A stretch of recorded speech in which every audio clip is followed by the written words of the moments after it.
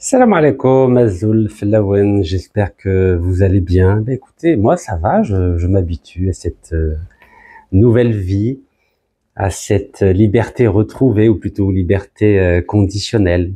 Alors aujourd'hui, je vais vous parler de la stratégie de l'État français de diviser pour mieux régner. Et pour illustrer mon propos, je vais commenter ce dossier spécial qui a été préparé par le magazine français Challenge et qui s'appelle l'anti-Algérie, le Maroc. Alors c'est assez intéressant, donc il vient de paraître il y a quelques jours, c'était le 7 mai dernier, et on voit bien la stratégie à la fois de l'État français, des médias français, d'opposer désormais systématiquement l'Algérie et le Maroc, et bien sûr en mettant en avant le Maroc au détriment de l'Algérie. Alors, vous voyez en sous-titre, je vais vous dire ce qui a marqué. Il y a marqué le pari de la France, l'Eldorado du business. Donc, le Maroc est considéré comme le pays sur lequel l'État français, les médias français, les entreprises françaises misent désormais.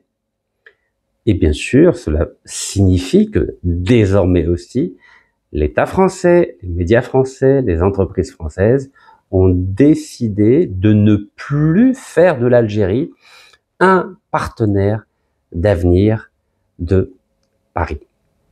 Alors, il faut savoir que ce dossier préparé par ce magazine fait 18 pages. Oui, 18 pages, pas 4 pages, pas 5 pages, pas 6 pages, mais il fait 18 pages. Et encore, si on compte la page de couverture, plus la présentation qui figure à la page 18, voilà, ça fait 20 pages. Je ne sais pas si vous imaginez, 20 pages de dossiers pour faire la promotion du Maroc, pour faire la promotion du partenariat entre Paris et Rabat. Alors, une petite introduction par rapport au magazine Challenge. Bon, j'ai l'impression de faire sa pub, mais c'est simplement pour vous dire un peu qui est le fondateur du magazine Challenge dans les années 80. C'était un brillant journaliste que j'ai eu l'honneur de connaître, qui s'appelait Patrick Fauconnier. Et Patrick Fauconnier, qui est le fondateur du magazine Challenge, a été le premier qui a écrit un article sur moi. Voilà, à l'époque, j'essayais de publier avec mon ami d'enfance de Choisy-le-Roi dans le Val-de-Marne, un livre sur la bourse. Car figurez-vous que le premier livre que j'ai écrit, c'était un livre sur la bourse et notamment un livre sur les scandales financiers du projet Eurotunnel et Eurodisney. Alors Eurotunnel, c'est le transport ferroviaire sous-marin entre la France et l'Angleterre, et Eurodisney, c'est l'installation du parc de loisirs américain en région parisienne. Donc, je sais que vous n'avez pas l'habitude de m'entendre parler de finance, de bourse, mais en tout cas, déjà, c'était en 95, donc ça fait 30 ans, Patrick Fauconnier, le fondateur de Challenge, avait écrit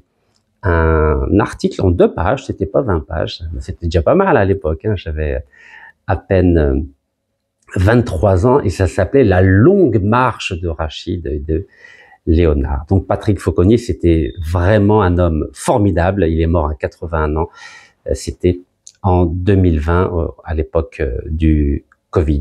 Alors aujourd'hui, qui est le responsable de ce magazine? Alors c'est l'ancien PDG du Nouvel Observateur. Vous savez que le Nouvel Observateur avait été créé par Jean Daniel et par Claude Perdriel, et c'est Claude Perdriel qui assure la direction de ce magazine, et son directeur de la rédaction, je le connais aussi, il s'appelle Pierre-Henri de Menton, donc je sais que vous pouvez pas voir parce que c'est très petit, Pierre-Henri de Menton.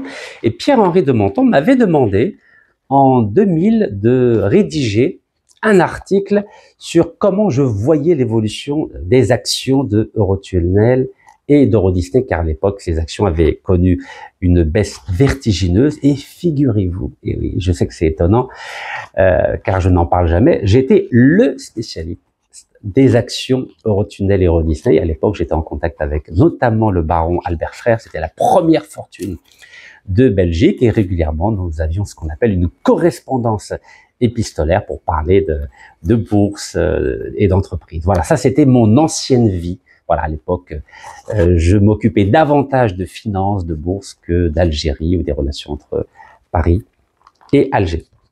Donc, cette introduction ayant été faite, maintenant, abordons ce dossier du magazine Challenge qui, à vrai dire, n'est pas véritablement un dossier journalistique.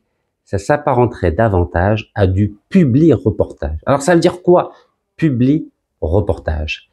Publi, c'est-à-dire publicité, et reportage, c'est-à-dire un journaliste qui écrit un article ou qui prépare un dossier sur une thématique. En clair, ce dossier préparé par le magazine Challenge est de la publicité et pour le Maroc et pour les relations entre le Maroc et la France. Et l'ensemble des autres médias français ont une autre mission, c'est de dézinguer, de massacrer, de torpiller l'image de l'Algérie à travers les médias français pour que l'opinion publique française considère l'Algérie comme l'ennemi numéro 1 de la France.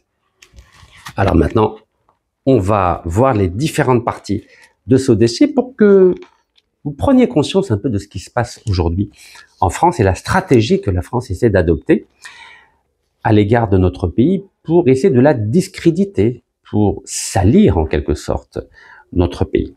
Allez, bismillah. Alors, l'entête de ce dossier, vous voyez, c'est assez éloquent, Alors, le titre, c'est « La France capitalise au Maroc, mais perd l'Algérie ». Ça, c'est une façon assez sibylline de présenter les choses.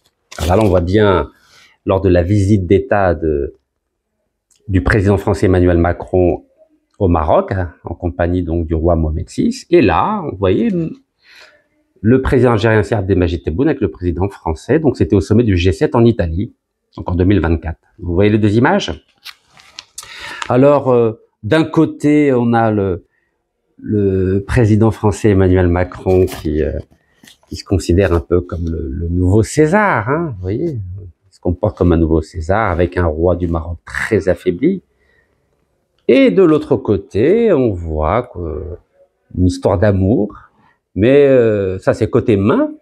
Et côté doigt, on voit bien que le président algérien donne un avertissement au président français, parce qu'à l'époque, à ce moment-là, au sommet du G7, le président français avait dit au président algérien qu'il allait reconnaître la marocanité du Sahara occidental. Donc on voit bien que le président algérien n'a pas l'air très content et disent-ils dans cet article, le président algérien aurait dit que la France ferait une énorme erreur en agissant de la sorte, en violation de la légalité internationale. Alors, comment ce magazine Challenge présente cette nouvelle histoire d'amour entre la France et le Maroc au détriment de l'Algérie? Donc, il écrit « Paris a établi la relation avec Rabat en reconnaissant sa souveraineté sur le Sahara occidental au détriment de celle avec Alger. » Donc, c'est une position qui est mûrement réfléchie et qui est assumée. Plongé dans les coulisses d'un psychodrame diplomatique aux énormes enjeux économiques. Bon, alors, sur le plan économique, que dit Challenge? Le magazine Challenge dit que les exportations du Maroc, plutôt du Maroc, oui, vers la France est 7,4 milliards de dollars. Et les importations, c'est exactement kiff-kiff, 7,4 milliards. Alors que les exportations françaises vers l'Algérie, c'est 4,8, alors que les importations sont beaucoup plus importantes. C'est 6,3 milliards. Donc, en clair, ce magazine dit que la France a plutôt intérêt à faire du commerce avec le Maroc plutôt qu'avec l'Algérie. En plus, il rajoute une information sur les investissements de la France au Maroc, c'est 8,1 milliards, alors que les investissements de la France en Algérie, c'est que 2,8 8 milliards. Donc, en clair, pour des raisons économiques, Paris aurait fait le choix d'un partenariat avec le Maroc plutôt qu'avec l'Algérie. Donc ça, c'est pour l'aspect économique. Pour l'aspect diplomatique ou africain, dans cet article, il se pose la question, pourquoi ce basculement? Et ils disent, nous étions en train de perdre le Maroc, alors il fallait sortir de ce cycle de crise indépendamment de l'Algérie, explique un diplomate. Et il dit que le Sahara occidental est le prisme à travers lequel les Marocains voient leur environnement. Et puisque c'est la condition sine qua non pour développer un partenariat avec le Maroc, il fallait reconnaître la marocanité du Sahara occidental. Donc vous voyez, c'est un peu simpliste quand même comme analyse, mais on va poursuivre. Mais il y a un autre facteur plus important, c'est le Sahel. Ils disent que le Sahel, c'était vraiment l'élément déclencheur. Et dans cet article, ils font parler un chercheur de l'Institut d'études de sécurité à Dakar, qui s'appelle Abdelkader Abdelrahman, et il dit que pour reprendre pied en Afrique, comme vous le savez, la France est totalement désavouée en Afrique de l'Ouest, donc pour reprendre pied en Afrique, la France avait besoin de son allié marocain. Qu'est-ce que ça veut dire pour parler français? Pour prendre pied en Afrique, la France avait besoin de son allié marocain. Donc très clairement, la France utilise le Maroc comme un proxy pour défendre indirectement ses intérêts dans toute l'Afrique de l'Ouest. Car comme vous le savez, le Maroc est très bien implanté en Afrique de l'Ouest. J'ai eu l'occasion en septembre 2023 de faire un voyage dans 8 pays d'Afrique de l'Ouest avec mon fils Iskander. Et en effet, la présence marocaine, notamment dans le secteur bancaire, est importante au travers notamment de la Bank of Africa, qui est une filiale de la Banque marocaine du commerce extérieur. Donc on voit bien que derrière ces considérations économiques, il y a d'abord et surtout des considérations géopolitiques pour que l'image de la France, pour que les intérêts de la France qui sont en ce moment sujets à rediscussion ne disparaissent pas et la France donc s'appuie sur le Maroc pour continuer à faire la promotion et de l'image de la France et surtout de la préservation des intérêts français en Afrique de l'Ouest. Alors bien sûr, le magazine Challenge ne parle jamais du fait que sous l'ère Bouteflika, Emmanuel Macron a obtenu 25 ans de gaz gratuit sur le site gazier de TFT et 25 années de pétrole gratuit sur le site pétrolier de Hassi Balkine. Ah oui, ça on n'en parle pas. Alors je précise pour ceux qui n'ont toujours pas compris que ces contrats-là étaient des reconductions de contrats. C'est-à-dire que l'entreprise Total avait déjà investi donc un certain nombre de milliards et qu'elle avait été récompensée en échange en obtenant un certain nombre de participations, un pourcentage de participation dans ces gisements.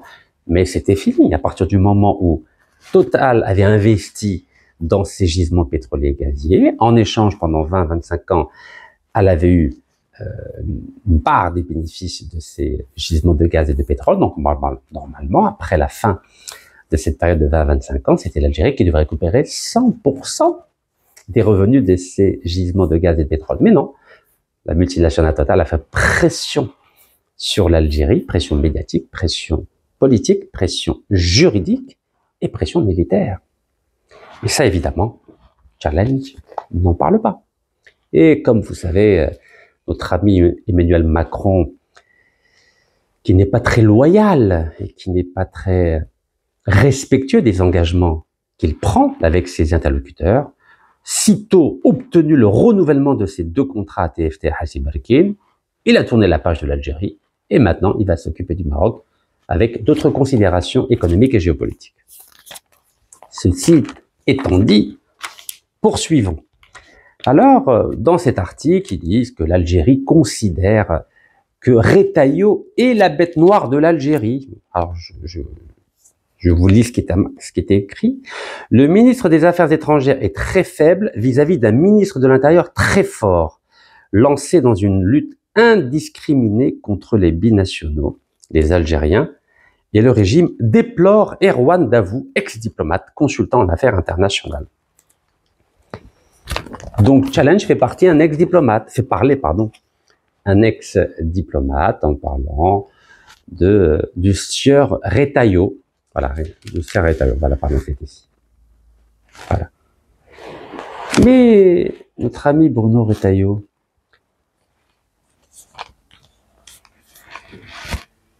il n'est que le ministre de l'Intérieur du président français. Et d'ailleurs, on veut essayer de montrer qu'il y a une rivalité entre le président Emmanuel Macron et son ministre de l'Intérieur, monsieur Bruno Retailleau. Mais à tout moment, le président de la République peut limoger Bruno Retailleau. Bruno Retailleau n'a pas été élu au poste de ministre de l'Intérieur. Il a été nommé par qui? Par le président de la République française. Pas que ça. Qui a annoncé l'expulsion de 12 diplomates algériens à la fois de la représentation diplomatique et consulaire? C'est pas Bruno Retailleau, c'est le président Emmanuel Macron, avec un communiqué de l'Élysée qui a dit « J'expulse 12 représentants diplomatiques et consulaires algériens de France vers l'Algérie ». C'est pas Bruno Retailleau.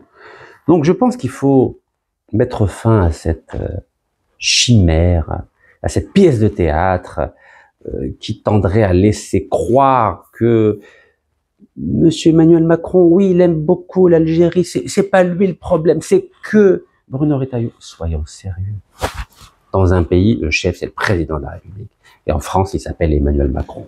L'origine de la crise entre Alger et Paris, c'est pas Bruno Retailleau, c'est Emmanuel Macron, lorsque le 30 juillet 2024, il a reconnu de façon unilatérale la marocanité du Sahara occidental en violation de la légalité internationale. Bruno Retailleau, c'est un homme politique, il profite de la situation, il profite de cette crise pour se mettre en avant, mais n'importe qui aurait fait la même chose. Il y a quelques années, c'était Gérald Darmanin, aujourd'hui, c'est Bruno Retailleau, et à l'époque de Chirac, un homme qui était ministre de l'Intérieur, qui s'appelait Nicolas Sarkozy, et lui-même avait profité de l'après 11 septembre 2001 pour se mettre en avant, et mettre en avant ses actions sur le terrain. Il parlait à l'époque de rupture, et il est devenu, peu à peu, en 2007, président de la République. Voilà, c'est ce qu'on appelle la vie, j'aimerais dire, habituelle d'une vie politique entre des partisans de partis différents qui essaient de se mettre en avant au gré des événements, au gré de la conjoncture politique. Donc, il y a un seul responsable à la crise entre Paris et Alger, c'est le président Emmanuel Macron, et c'est pas Bruno Retailleau qui a décidé de faire du Maroc son allié, qui a décidé de faire du Maroc le proxy de la France en Afrique de l'Ouest, c'est Emmanuel Macron. Alors, vous savez, les journalistes français sont intelligents. Quand ils parlent pas en leur nom propre, il faut intervenir des experts, des diplomates, et même des philosophes. Et notamment André Comte-Sponville. Voilà, André Comte-Sponville. André Comte-Sponville peut être considéré comme un épicurien, comme un hédoniste. Alors il a publié un article qui s'appelle « L'Algérie n'est pas le Vietnam ». Alors d'abord il commence bien, il cite Claude Lévi-Strauss, qui était un éminent représentant du mouvement structuraliste, en opposition avec le mouvement, j'aimerais dire, marxiste de l'époque des années 60. Et Claude Lévi-Strauss disait que le colonialisme fut le péché originel de l'Occident. Donc en clair, il dit que c'est vrai que l'Occident a péché en Afrique et en Asie avec le colonialisme, car la France a voulu imposer sa culture, sa domination, en utilisant non pas le droit, mais la force. Un peu comme la déclaration du 30 juillet 2024 d'Emmanuel Macron, qui a décidé de ne plus tenir compte du droit international en reconnaissant unilatéralement la marocanité du Sahara occidental. Cette déclaration, c'était une déclaration de guerre, un peu comme le colonialisme, avec une forme différente. Donc là, André Comte-Sponville commence bien, il dit oui, c'est vrai qu'on a quand même une responsabilité eu égard à la colonisation de l'Afrique, et il cite même Bugeaud en disant que la conquête de l'Algérie était extrêmement violente. En clair, il est en train de parler des enfumades notamment dans la région de Dahra, là où j'habite, à quelques kilomètres. Mais, en disant que l'Algérie n'est pas le Vietnam, il est en train de dire que finalement les Algériens sont des hystériques. Et texto, il parle bien d'hystérie. Hein. Il dit que le problème de l'Algérie, c'est qu'elle est hystérique. Il définit l'hystérie donc avec le vocabulaire psychanalytique de Sigmund Freud en disant que l'hystérie est une névrose dont les symptômes sont les résidus et les symboles de certains événements traumatiques, c'est-à-dire fort anciens ici. Ah, il est malin, Comte Sponville. Méfiez-vous des philosophes. Vous savez, en général, quand un philosophe commence à vous faire un compliment, c'est que juste derrière, c'est l'attaque chirurgicale ciblée.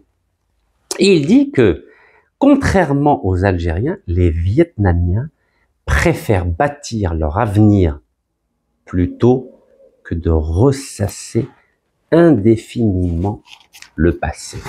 En clair, il reprend la fameuse terminologie d'Emmanuel Macron lorsqu'il parlait de rente mémorielle. En gros, ce que voudrait André Comte-Sponville, donc le philosophe français, d'habitude extrêmement sage, très calme, il veut jamais froisser qui que ce soit, il est en train de dire aux Algériens, bon, arrêtez de ressasser le passé. Oui, c'est vrai, nous avons commis des choses atroces pendant la colonisation et pendant la guerre d'Algérie. Il a quand même l'intelligence, ou plutôt l'honnêteté intellectuelle de dire que la France a eu beaucoup de mal à reconnaître que c'était une guerre. La France, à l'époque, préférait parler d'événements d'Algérie. Donc là, il est assez honnête. Mais il dit, ok, d'accord, je vous concède que la France a été méchante, mais arrêtez maintenant, arrêtez avec cette rente mémorielle, essayez plutôt de construire l'avenir. Mais j'aimerais répondre à notre ami André Comte-Sponville, mais les Algériens voudraient bien construire l'avenir, bâtir l'avenir, comme les Vietnamiens qui n'ont ni pétrole ni gaz, mais qui sont obligés de travailler durement, notamment dans le domaine du textile. Mais encore faut-il que des grandes multinationales comme Total arrêtent de faire des pressions juridiques, des pressions politiques, des pressions médiatiques et des pressions militaires, notamment avec le général Denis Favier, qui est vice-président de Total, et qui ne recule devant aucun moyen pour obtenir le renouvellement des contrats de gaz et de pétrole. Donc oui, l'Algérie veut bâtir son avenir, construire son avenir, mais il faut que Total cesse de nous menacer. N'est-ce pas, monsieur le philosophe? Allez, je poursuis. Alors là, il dresse un beau tableau de Mohamed VI. Regardez, Mohamed VI. Mohamed VI, regardez comment il est présenté. Il est présenté comme un PDG de l'économie marocaine. Et ils évaluent sa fortune, dit-on, donc en reprenant bien sûr l'évaluation du magazine Forbes qui évalue les fortunes des grands entrepreneurs de ce monde, entre 5 et 5,7 milliards de dollars. Ah, c'est une coquette somme quand même. Hein. Vous vous rendez compte? Un seul homme au Maroc détiendrait 5 milliards de dollars. C'est quand même pas mal, hein? 5 milliards de dollars. Alors, bien sûr, j'ai tout lu pourtant, hein, j'ai tout lu. Il ne parle pas de 70 milliards de dettes du Maroc, non.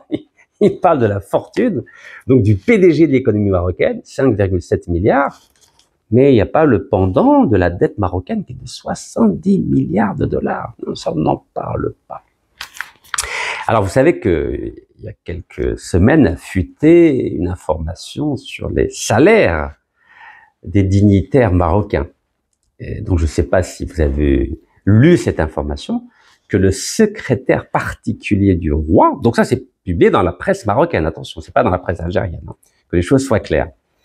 Donc, dans le magazine Tel Quel, il est dit que le secrétaire particulier du roi, qui s'appelle Mounir Majidi, aurait un salaire mensuel de 120 000 euros. Vous imaginez 120 000 euros? Regardez, 1, 2, 0, 0, 0, 0. 120 000 euros. Ah, c'est pas mal. Hein.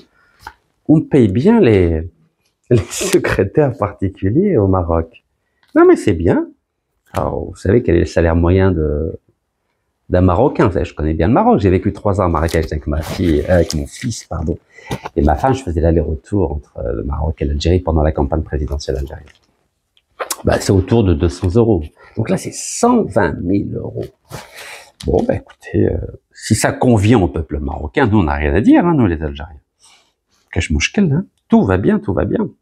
Alors, je ne vais pas parler des châteaux qu'il achète. Le roi, il fait ce qu'il veut, vous savez. On va pas te poser la question à Bill Gates qui fait de son argent ou à Elon Musk. Chacun est libre de faire ce qu'il veut. Surtout si les 37 millions de Marocains sont d'accord. Comme diraient les inconnus, vous connaissez les inconnus, c'était 3 humoristes, ils disaient « Cela ne nous regarde pas ». Mais moi, ça me regarde à partir du moment où un magazine présente le Maroc comme l'anti-Algérie. Donc, je suis obligé d'en parler. Vous avez compris. Alors, on continue. Donc, Mohamed VI, PDG de l'économie marocaine. Alors là, il parle du port de Tanger Med. Alors, vous savez que j'ai publié, moi aussi, une vidéo sur Tanger Med. C'est incontestable, c'est une très belle réussite. Il faut le dire, il faut le signaler en rappelant que Tanger Med fait partie des 20 plus grands ports mondiaux avec plus de 10 millions de conteneurs par an. C'est une belle réussite, il faut le dire. Vous connaissez mon éthique politique. J'essaie d'être honnête. Donc, quelque chose est bien, je le dis. Quand quelque chose est mal, je le dis aussi. Donc oui, bravo pour Tanger Med. Il parle aussi des TGV. Donc, vous savez que la France est présente au Maroc, notamment au travers du TGV. C'est une belle réussite aussi, même si ça coûte cher. C'est très bien, il faut le dire aussi. Et il parle aussi des résultats des étudiants marocains dans les classes préparatoires.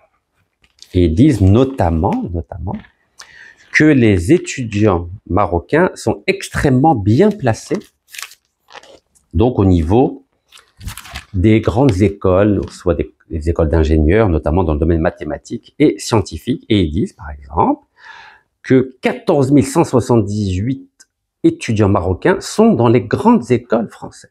Donc ça, c'est très bien, il faut le dire. Ils sont vraiment brillants. C'est-à-dire que l'élite marocaine est vraiment brillante. Et ces 14 178 étudiants marocains constituent 21% des étudiants étrangers dans les écoles ingénieurs en France. Donc c'est absolument phénoménal. 21% des étrangers qui sont dans les grandes écoles françaises sont des Marocains. Donc chapeau. Donc c'est très très bien. Bravo. Et ils disent que le Maroc, c'est vraiment une fabrique des super matheux. Donc ça, c'est le côté positif. Il faut le signaler, c'est très bien. Mais, il y a toujours des petits mais. Il y a juste une petite ligne. Qu'est-ce qu'ils disent? Toute petite ligne, hein, regardez, toute petite ligne. Ils disent qu'il y a eu la mise en place de programmes d'urgence pour essayer de lutter contre le niveau des élèves dans le public qui est très faible. Et il parle notamment d'un alphabétisme qui touche encore 1/3 de la population. Donc c'est ici, regardez. Hop, voilà, 1/3 de la population, voilà. 1/3 de la population. Donc c'est très bien de dire que l'école marocaine fabrique une élite performante, notamment lorsqu'elle les envoie dans les grandes écoles d'ingénieurs en France. Mais au prix de quoi? Au prix d'1/3 des Marocains qui sont analphabètes. Alors, là, je vais prendre 2 secondes. 2 secondes pour vous parler de la stratégie de M6, du roi Mohamed VI. La stratégie du Maroc au niveau de l'éducation nationale, c'est une stratégie pyramidale. C'est-à-dire que le Maroc ne cherche pas à former tout le peuple marocain, c'est-à-dire qu'il ne cherche pas à ce que tous les Marocains sachent lire et écrire. Non, ça c'est pas important. La stratégie du Maroc a été de former une élite extrêmement performante que le Maroc envoie à l'étranger, afin de devenir, à leur retour au pays d'origine, les cadres du pays. Les cadres dans le domaine bancaire, fiscal, économique, universitaire, entrepreneurial, administratif. Donc, c'est un système qu'on pourrait comparer à l'ancien régime français avant la Révolution française de 1789. Vous savez que la France est devenue la première puissance mondiale en ayant 98% des Français qui étaient analphabètes. Il faut le savoir, ça. Au temps de Louis XVI, en 1789, avant la Révolution française, 98% des Français étaient analphabètes. Il n'y avait que 2% qui étaient alphabétisés, donc qui savaient lire et écrire, et qui faisaient partie de ce qu'on appelle l'élite. Vous savez, les Voltaire, les Descartes, les Pascal, etc. Montesquieu, tout ça, c'est l'élite, mais c'était que 2%. Et donc, c'est en ayant uniquement 2% de gens cultivés, très cultivés, que la France est devenue la première puissance mondiale. Donc ça, c'est les régimes monarchiques. Vous savez que les régimes monarchiques ne cherchent pas à ce que tout le monde sache lire, écrire, comprenne. Non, non. Travailler l'agriculture ou le textile, ce que vous voulez, mais pas qu'ils réfléchissent trop. C'est ce qu'on appelle un système pyramidal. C'est le système monarchique, à vrai dire. Donc le Maroc s'est inspiré du système monarchique français en disant, bon, au début, je ne cherche pas à ce que tous les Marocains sachent lire et écrire. Non, j'ai juste besoin qu'ils travaillent la terre ou qu'ils travaillent dans des entreprises, donc en sous-traitance des grandes multinationales étrangères. Ce qui m'intéresse, c'est d'avoir une élite extrêmement performante pour être, à vrai dire, le soutien du régime monarchique marocain. C'est exactement le même modèle qu'il y avait en France avant la Révolution française de 1789. Alors, c'est pas que Challenge qui dit cela, hein. Regardez, le magazine tel quel que je viens de citer, magazine marocain. Alors, il date du 17 décembre 2024, donc ça fait pas longtemps, ça fait à peine 5-6 mois. Et il dit qu'un tiers des Marocains de plus de 15 ans sont analphabètes. Un tiers, vous imaginez? C'est 34,2% de la population. 34,2% de la population. Et ils disent qu'en tout, ça représente 9,2 millions de personnes. Donc sur 37 millions, 9,2 millions de Marocains ne savent pas lire, ne savent pas écrire. C'est-à-dire qu'ils peuvent pas lire des journaux, ils peuvent pas lire Facebook, ils peuvent pas lire TikTok, ils peuvent pas lire de livres, ils peuvent pas lire le Coran, vous imaginez? 9,2 millions de Marocains sont analphabètes. Et en 2004, donc c'était pas 37,2%, mais c'était 47,7%.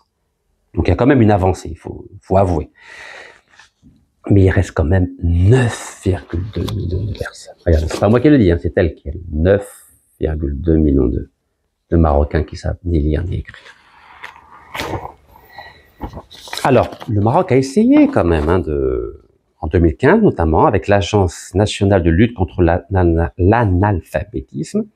Ils ont reçu une enveloppe de 3 milliards de dirhams, c'est autour de 300 millions d'euros, pour mettre en place un programme d'alphabétisation, mais c'est un échec. C'est un échec. Au début, donc en 2015, ils avaient prévu que d'ici 2023, il y aurait plus d'analphabètes au Maroc, mais ça n'a pas marché, puisqu'ils ont préféré mettre de l'argent dans l'armement militaire plutôt que pour apprendre aux Marocains et aux Marocaines à lire et à écrire. Et maintenant, cette ambition de lutter complètement contre l'analphabétisme est reportée à 2029. Voilà, 2029. Voilà. C'est pas Rachid qui le dit, c'est pas la presse algérienne qui le dit, c'est le magazine marocain tel quel. Donc, vous voyez, c'est une ligne sur 20 pages. 20 pages sur le Maroc, une seule ligne pour dire il y a un tiers des Marocains qui ne savent pas lire, qui ne savent pas écrire. Analphabétisme. Bon, on va continuer. Attends, il parle du Sahara. Voilà. Le Sahara occidental, Eldorado à risque. Vous savez que le Maroc a développé beaucoup d'investissements et attiré beaucoup d'investissements pour dire en gros que le Sahara, c'est un peu l'équivalent. Le Sahara occidental, c'est un peu comme le Texas américain. Ouais, c'est magnifique, c'est extraordinaire. Vous voyez, ça va bien, quoi. Et ils disent que ça va devenir la terre promise de l'hydrogène vert. Mais certains notamment un historien qui s'appelle Emmanuel Alcaraz, qui est chercheur associé à Sciences Po. Il dit c'est du colonialisme vert. Bon voilà, un peu de nuance quand même. Hein. Voilà, colonialisme vert. Donc là, c'est colonialisme vert, et juste avant, la page d'avant, terre promise de l'hydrogène vert. Voilà, terre promise de l'hydrogène vert. Voilà, un peu d'équilibrage. Vous savez que pour l'ONU, Sahara occidental n'appartient pas au Maroc. Hein. Donc je m'adresse à mes frères marocains. Attention, hein. Le Sahara occidental est occupé. Voilà, il est occupé sur le plan du langage diplomatique, il est occupé. Donc on peut développer toutes les propagandes de la terre, il est occupé. Depuis 75, depuis la marche de Berck, de 75. Alors, on continue le jeu très machiavélique des médias français, regardez. Le Maroc caracole et l'Algérie bricole dans l'automobile. Vous avez vu comment la stratégie du diviser pour mieux régner? Le Maroc caracole, c'est-à-dire il est tout en haut, et l'Algérie bricole dans l'automobile. Bon, il s'avère que je connais bien le secteur de l'automobile. Vous savez que j'étais en prison à Chlef pendant 6 mois avec un grand connaisseur, 2 grands connaisseurs, Mohamed Bayri, donc qui était PDG de Fiat Algérie, et Hassan Arbaoui, PDG de Kia Algérie. Donc, vous pouvez imaginer, matin, et midi et soir, on parlait que d'automobile. Donc, par la force des choses, j'ai appris à m'y connaître. Donc là, ils citent 2 chiffres. Ils disent qu'il y a un grand écart. Par exemple, Renault produit 413 000 véhicules au Maroc. Regardez, 413 000 véhicules au Maroc. Et ils mettent à côté 0 pour l'Algérie. Voilà, ok. Vous savez que l'Algérie a fermé, en tout cas fermé Renault à Oran, parce que Renault à Oran ne faisait que du montage, ne voulait pas produire des véhicules. Donc au bout d'un moment, l'Algérie dit bon, ça suffit la blague, vous produisez des véhicules Renault au Maroc, et chez nous, vous faites que du montage, donc ça, c'est pas la peine. Et ils parlent de Peugeot, donc Stellantis, 6, ils disent qu'au Maroc, c'est 175 000 véhicules par an, et en Algérie, c'est que 18 000. Voilà. Alors bien sûr, ils disent pas que Renault et Peugeot ont profité d'énormes avantages fiscaux en Algérie, pour en gros gagner des sous sans prendre aucun risque, avec un investissement extrêmement limité. Et ils ne disent pas non plus que Renault et Peugeot ont préféré le marché marocain, plutôt investir au Maroc, plutôt qu'en Algérie. Ça, bien sûr, c'est pas dit dans l'article de Challenge. Non, il veut simplement salir l'image de l'Algérie. Alors, il y a une petite phrase sur Carlos Ghosn, qui était l'ancien PDG de Renault, et ils disent pas, bien sûr, qu'il y a eu des magouilles, que Rachida Dati était payé par Renault autour de 600 à 900 000 euros pour faire du lobbying, pour installer Renault en Algérie. Bon, bref. Ça manque un peu d'objectivité. Hein. Vous savez, si le fondateur du magazine Challenge, Patrick Fauconnier, était encore vivant, il ne serait pas content de la façon dont ces journalistes ont monté ce dossier. Mais voilà, les absents toujours tort, n'est-ce pas? Alors, là, il parle, comme je vous l'ai dit, des trains et des ports. Voilà, grosse promotion hein, du Maroc au niveau des trains et des ports. En gros, ce magazine fait juste la promotion des entreprises françaises au Maroc, puisque les ports et les trains grande vitesse, c'est la France, comme vous le savez. Et il parle aussi, évidemment, du futur stade de Hassan II pour la Coupe du Monde qui va être co-organisée par le Maroc, l'Espagne et le Portugal. Donc, en effet, au niveau de la maquette, c'est magnifique. C'est vrai. C'est un fait. Il faut le dire. Des stades pharaoniques pour le mondial de football. Donc, ce stade donc, de Casablanca, donc stade Hassan II, devrait accueillir 115 000 personnes. C'est un peu comme les magnifiques stades qu'il y a eu au Qatar pour la Coupe du Monde. Voilà, donc, ouais, c'est du publi-reportage. Donc, il parle du cinéma aussi, l'industrie du cinéma, pour dire que l'Algérie avait refusé, par exemple, qu'un film français soit tourné en Algérie. Donc, ils ont imaginé une rue algérienne, mais à Tanger. Voilà. Donc, c'est comme ça. Quand on ne peut pas faire de film en Algérie, ben on va au Maroc en disant que c'est l'Algérie. Et ils finissent avec de la gastronomie. Voilà, en disant que les chefs étoilés français en force dans les palaces. Regardez. Voilà. Ils parlent des Français. Ils ne parlent pas des grands chefs marocains. Incroyable quand même, hein. Voilà, il parle de Pierre Hermé à la Mamounia à Marrakech. Le chef pâtissier signe les desserts du palace et vend ses créations dans une boutique de maison. Pareil, Hélène Darroze et son équipe Royal Mansour de Marrakech, le palace, où un repas à la grande table de la chef française coûte entre 150 et 300 euros. Aïe, aïe, aïe. C'est entre un salaire et 2 salaires d'un ouvrier marocain. A multiplié son chiffre d'affaires par 4 en 15 ans. Bah, on peut imaginer, c'est pas les ouvriers marocains qui vont dans ces endroits. C'est-à-dire que s'ils avaient parlé de la gastronomie marocaine, allez, c'est bien. Puisque quand on voit ça, Maroc, l'anti-Algérie, normalement, on s'attend à voir la promotion du Maroc. Promotion des produits marocains, promotion de la nourriture marocaine, promotion de l'industrie marocaine, etc. Non, non. Dans ce magazine, ils ne font que la promotion des entreprises françaises, des produits marocains et du talent... excusez-moi. Ils font que la promotion des entreprises françaises, des produits français et des talents français. Ils ne parlent pas des talents culinaires marocains. C'est incroyable quand même, regardez. Il n'y a pas un mot sur la gastronomie marocaine. C'est la gastronomie française au Maroc. Donc en clair, parce que là, il finit par ça. Hein, donc après, voilà, il parle d'autre chose. Donc en clair, ce qu'aiment les Français, c'est quoi? C'est la France, le Maroc du protectorat. C'est ça qu'ils aiment. Les Français aiment le Maroc parce que ça leur rappelle le colonialisme en Algérie ou le protectorat au Maroc. C'est-à-dire que ce que les médias français aiment, les hommes politiques français aiment, ce que l'intelligentsia française aime, c'est le Maroc français ou l'Algérie française. Ça, c'est un peu de psychanalytique, puisque c'est eux, hein, c'est André Consponville hein, qui m'a invité à faire un peu de psychanalyse de comptoir. Ben oui, ce magazine-là fait la promotion du Maroc français, du protectorat français au Maroc, c'est-à-dire fait la promotion du Maroc à l'époque où le Maroc était français. Mais vous savez, moi je suis un panafricaniste redoutable et je suis pour une fédération nord-africaine, donc je n'oublie jamais cela de mon esprit.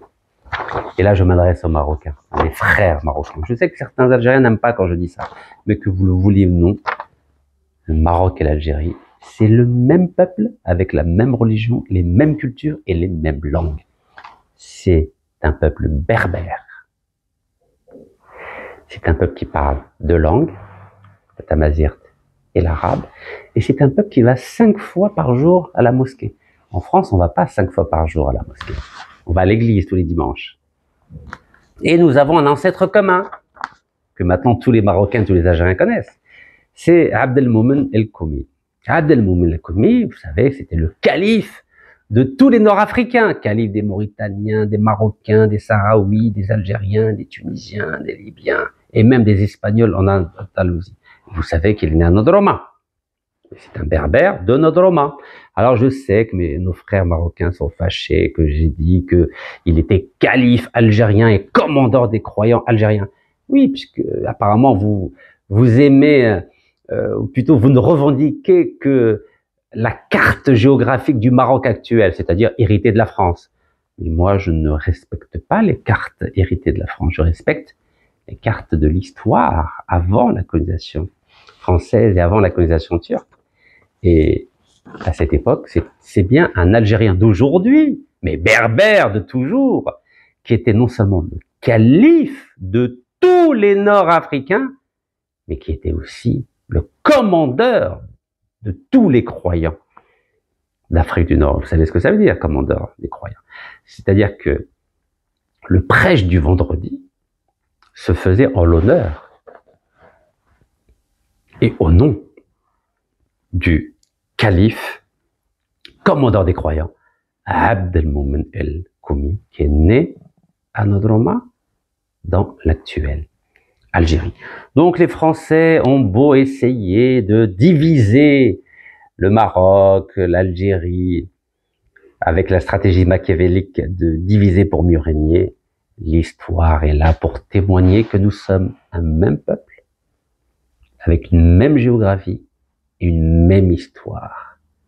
Et nous avons un ancêtre commun, c'est Abd el-Moumen el-Koumi, fondateur de la dynastie almohade, et à l'époque, il n'y avait pas de différence entre Algériens et Marocains.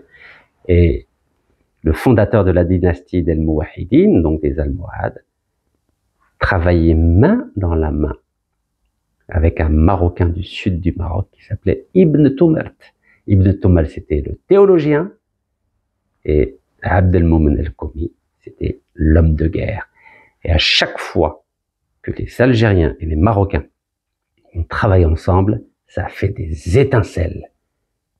Ils dominaient toute l'Afrique du Nord et tout le sud de l'Espagne.